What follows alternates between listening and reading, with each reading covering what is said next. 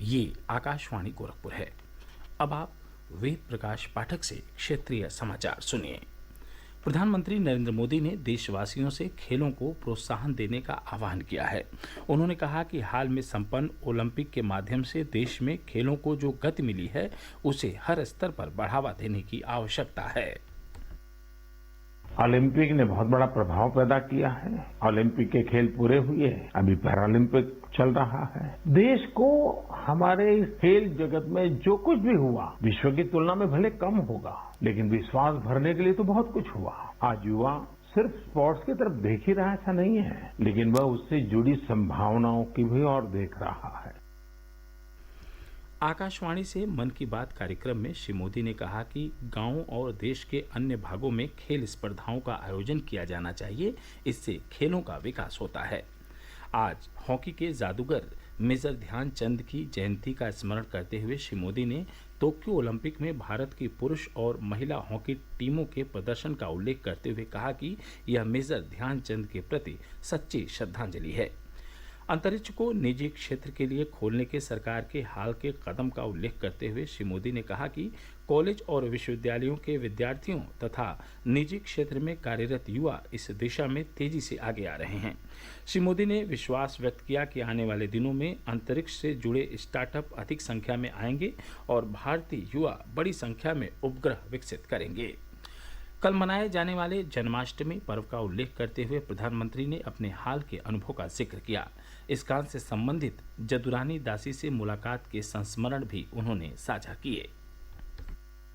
भगवान श्री कृष्ण के अनेकों रूप, अनेकों भव्य तस्वीरें थी, बड़ी मोहक तस्वीरें थी और बड़ी मीनिंगफुल तस्वीरें थी। मैंने किताब के पन्ने पलटना शुरू किया तो मेरी जिज्ञासा जरा और बढ़ गई, तो मेरी ऑफिस ने उनका संपर्क किया। इसी जिज्ञासा में मेरी मुलाकात हुई जदुरानी दासी जी से। वे अमेरिकन हैं, जन्म अमेरिका में हुआ, लालन पालन अमेरिका में हुआ। जदुरानी दासी जी इस्कॉन से जुड़ी है। प्रधानमंत्री ने संस्कृत के बारे में जागरूकता पैदा करने की आवश्यकता पर बल देते हुए कहा कि अपनी विरासत को संजोना, संभालना और भावी पीढ़ियों तक इसे पहुंचाना हमारा सामूहिक कर्तव्य है। आगामी विश्वकर्मा जयंती के बारे में प्रधानमंत्री ने कहा कि भगवान विश्वकर्मा को विश्व की सृजन शक्ति का प्रतीक माना जाता है। राष्ट्रपति रामनाथ कोविंद ने कहा है कि रामायण में भारतीय परंपरा के मूल्यों और संस्कृति का समावेश है और ये विश्व के लिए हमेशा प्रासंगिक रहेंगे। वे अयोध्या में रामायण कॉन्क्लेव के उद्घाटन अवसर पर बोल रहे थे। इस संदर्भ में रामचरितमानस की एक अत्यंत लोकप्रिय चौपाई का मैं उल्लेख करना चाहूंगा, जिसमें कहा गया है कि सिय राम में सब जग जानी, करो प्रणाम जोर जुग पानी। इस पंक्ति का भाव यह है कि हम पूरे संसार को ईश्वर में जानकर सभी को सादर स्वीकार करें। हम सब प्रत्येक व्यक्ति में सीता और राम को ही देखें। राम सबके हैं और राम सब में है। हमारे संवाददाता ने बताया कि राष्ट्रपति ने रामायण सम्मेलन का उद्घाटन करने के साथ साथ अयोध्या में पर्यटन से जुड़ी कई विकास परियोजनाओं का भी शुभारंभ किया।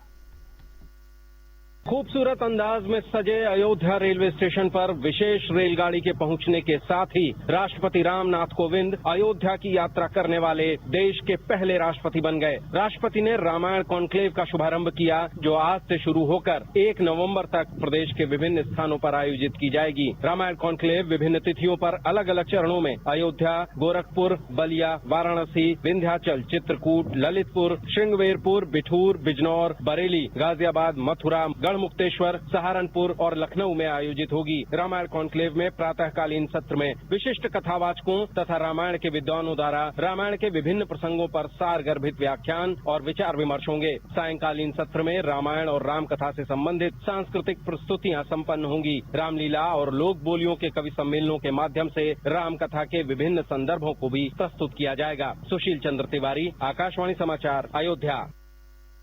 प्रदेश में कोविड टीकाकरण का आंकड़ा 7 करोड़ 4 लाख के पार पहुंच चुका है। यह देश के किसी भी एक राज्य में हुआ सर्वाधिक टीकाकरण है।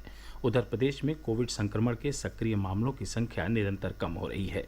इस समय प्रदेश में कोरोना संक्रमित मरीजों की संख्या केवल 265 रह गई है। पिछले 24 घंटों में 2,19,229 कोविड नमूनों की जांच की गई, जिसमें केवल 14 नमूनों में संक्रमण की पुष्टि हुई। पिछले 24 घंटे में कोविड के 37 मरीजों के स्वस्थ होने की खबर है। यह समाचार बुलेटिन हमारे YouTube channel AIR news Gorakhpur और ट्विटर हैंडल AIR न्यूज़_GKP पर भी उपलब्ध है। इसके साथ ही क्षेत्रीय समाचारों का यह बुलेटिन समाप्त हुआ। नमस्कार।